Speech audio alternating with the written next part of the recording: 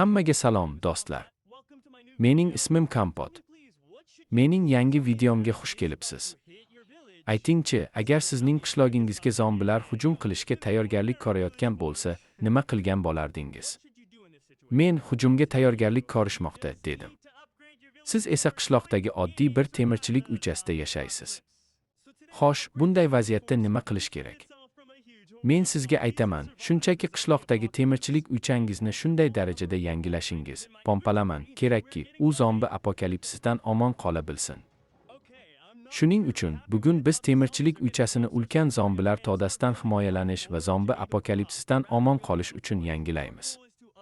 Qani, qulayroq joylashib oling. Men allaqachon barcha kerakli buyumlarni inventarimga olib bo'ldim va biz boshlaymiz. Zombilar yaqinlashib kelayotgani menga yoqmayapti. Shuning uchun keling, tezlashamiz va temirchilik uychamizni qurishni boshlaymiz. To'g'rirog'i, uychamiz tayyor. Bizning vazifamiz uni zombi apokalipsisiga tayyorlash. Nima qilishni yaxshi bilaman. Birinchidan, ikkita katta minora qurmoqchiman. Balki juda katta emasdir, lekin zombilarni otib tashlash uchun qulay bo'ladi. Minoraning biri bu yerda, ikkinchisi esa anavi yerda bo'ladi.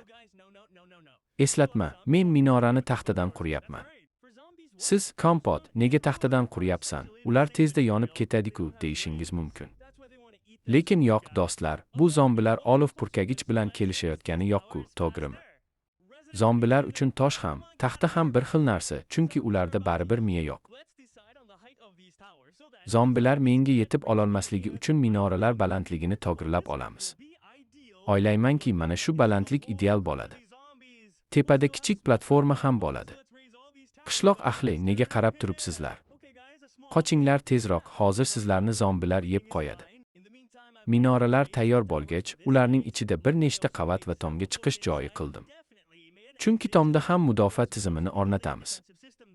Temir panjaralar va facheit. Temirchilik uychasining pastki qismiga zombilar kirmasligi uchun temir panjaralar o'rnataman va yog'och eshikni temir eshikka almashtiraman. Unga facheit, yuzni tanish tizimi o'rnataman. Eshik yopiladi va men bu blokka qaraganimda eshik ozozidan ochiladi. Zombilar kirolmaydi, faqat men kira olaman. Tikanli simlar, uychani himoya qilish uchun atrofini tikanli simlar bilan o'rab chiqaman. Bu zombilar otmasligi uchun juda muhim. Himoya mixlari, shiplar, zombilar minoramga yaqinlasha olmasligi uchun maxsus o'tkir shiplarni o'rnatib chiqaman. Uychani zanjirlar bilan ham mustahkamlab chiqdim.